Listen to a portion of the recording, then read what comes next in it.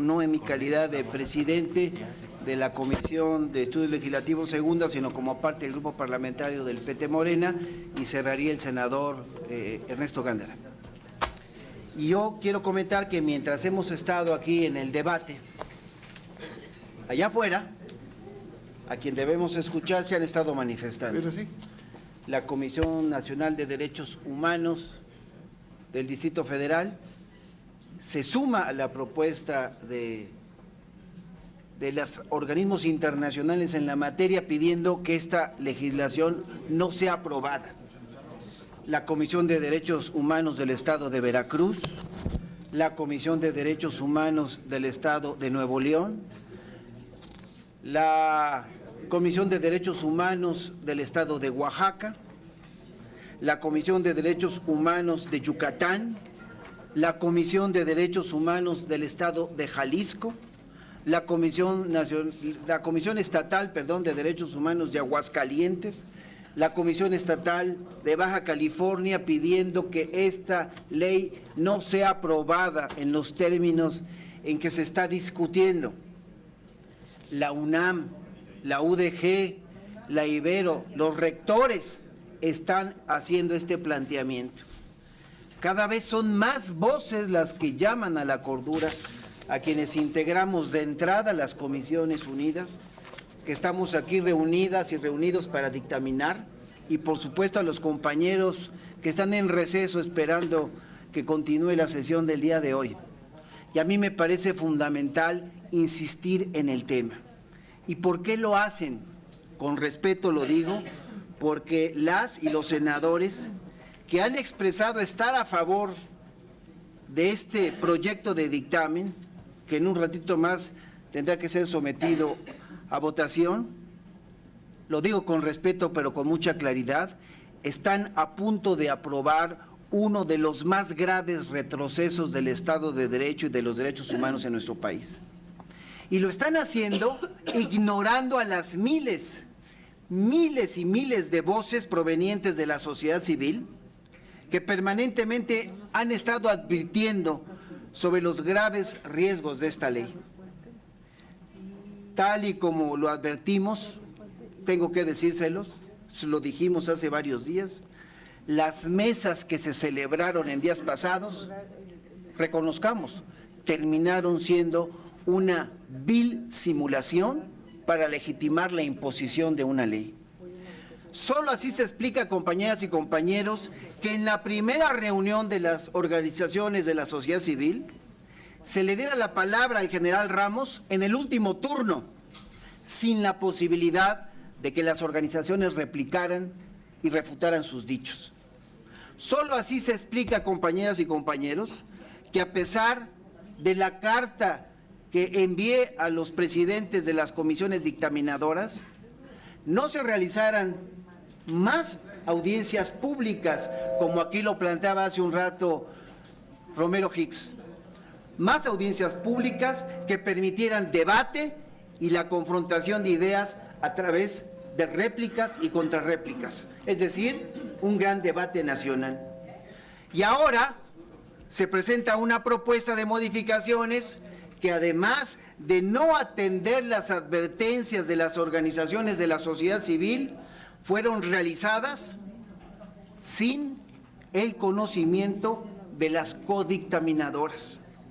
Porque por lo menos yo, en mi calidad de presidente de la Comisión de Estudios Legislativos Segunda, no fui informado de dichas modificaciones, sino hasta que ya estaban hechas y distribuidas junto con la convocatoria a la reunión de comisiones.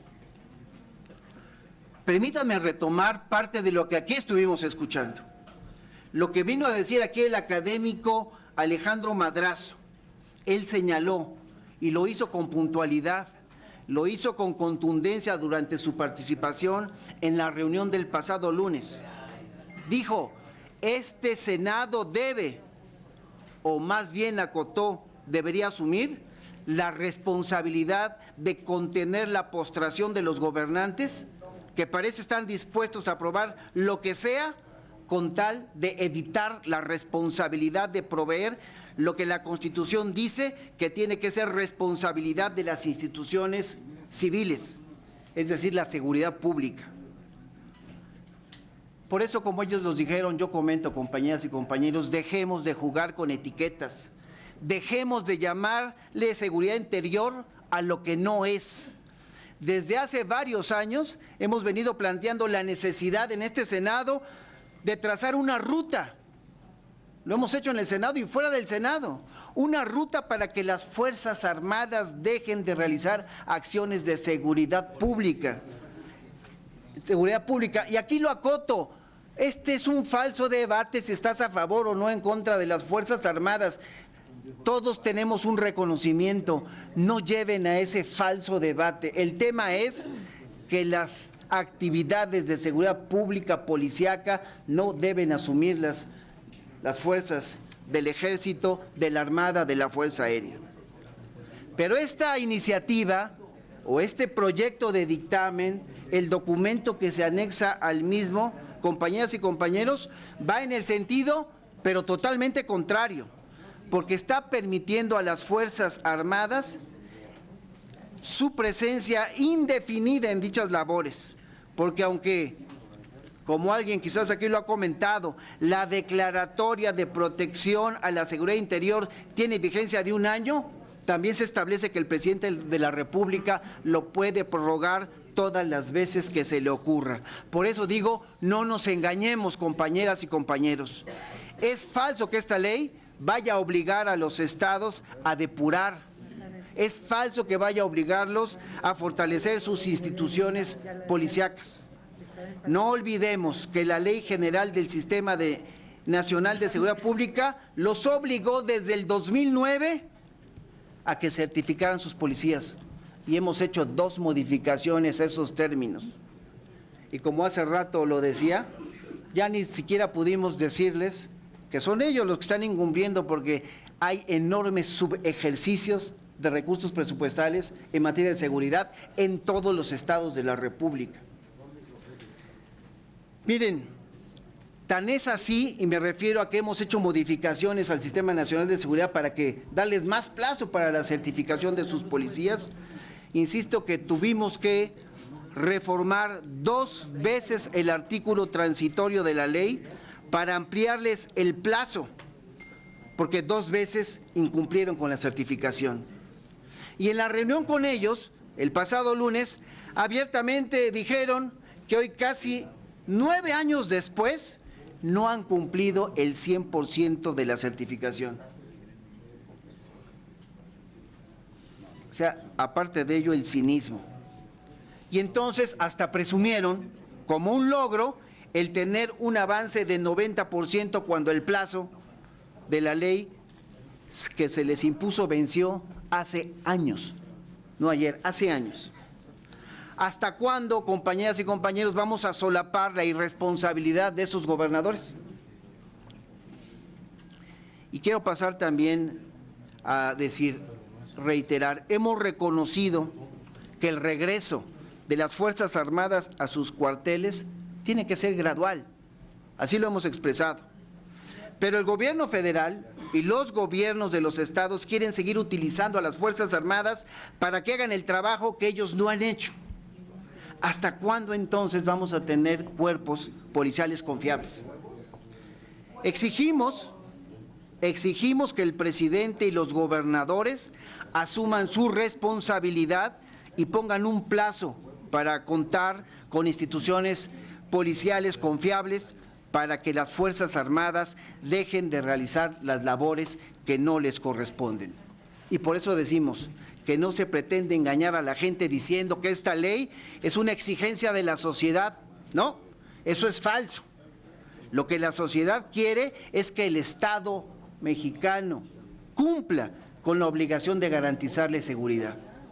Y tampoco pretendan engañarnos como lo intentó el general Ramos, y lo digo con respeto a él, a su investidura y a nuestras Fuerzas Armadas, pero que no nos diga que esta ley no tiene que ver con seguridad pública cuando para nadie es ajeno que las Fuerzas Armadas quieren esta ley porque no hay marco legal que les permita actuar en el combate a la delincuencia organizada, que es un asunto de seguridad pública. Decir que esta ley es necesaria porque no contamos con instituciones policiales confiables es reconocer tácitamente que el objeto de esta ley es legalizar la participación de las Fuerzas Armadas en labores de seguridad que, insisto, no le corresponden. Pero la presencia de las Fuerzas Armadas en labores de seguridad no ha disminuido. Eso tenemos que reconocerlo también, los niveles de incidencia ni de violencia en más de 10 años. Y por ello el gobierno ya debería tener claro a estas alturas que se debe cambiar de estrategia. Pero esta ley, insisto, garantiza que sigamos con la misma estrategia que no ha resuelto el problema. Esta ley de seguridad interior que estamos discutiendo, compañeras y compañeros, también lo insisto, como lo han hecho algunos compañeros, es inconstitucional porque el Congreso de la Unión no tiene facultad expresa para legislar en materia de seguridad interior. Y la modificación que se hizo al artículo 1 pretende evadir esa falta de competencia, haciendo creer que como la seguridad interior es una rama o vertiente de la seguridad nacional, aquí se ha dicho así, y el Congreso de la Unión sí tiene la facultad expresa para legislar sobre seguridad nacional, entonces por extensión también puede legislar sobre seguridad interior. Eso es falso, es hipócrita y es violentar nuestro marco jurídico. Pero ni esa interpretación a modo puede ocultar lo que es evidente, que la fracción sexta del artículo 89 constitucional claramente menciona a la seguridad interior y a la seguridad nacional como dos materias distintas. Si la seguridad interior, compañeras y compañeros, fuese una vertiente de la seguridad nacional, entonces el legislador no solo no la habría mencionado por separado, sino que ni siquiera lo hubiese mencionado, porque eso sería reiterativo. Por eso, compañeras y compañeros, si como pretenden sostener la seguridad interior es una rama de la seguridad nacional, pregunto por qué entonces la fracción sexta del artículo 89 constitucional las menciona por separado. Concluyo, senadora presidenta. Compañeras, compañeros, estamos a tiempo todavía, a tiempo de detener este atropello a nuestra Constitución y a los principios de nuestra democracia. Estamos a tiempo de empezar a atender el problema de la inseguridad, pero de forma correcta. No hagamos que el estado de excepción se convierta en la normalidad de nuestro país. He entregado, senadora presidenta Cristina, al secretario técnico mi voto particular en contra. Y como no le han expresado algunos compañeros, en contra del dictamen que seguramente se aprobará en lo general, pero también estaremos dispuestos a debatir en reserva artículo por artículo en la sesión a la que seamos convocados con ese propósito. Es cuanto.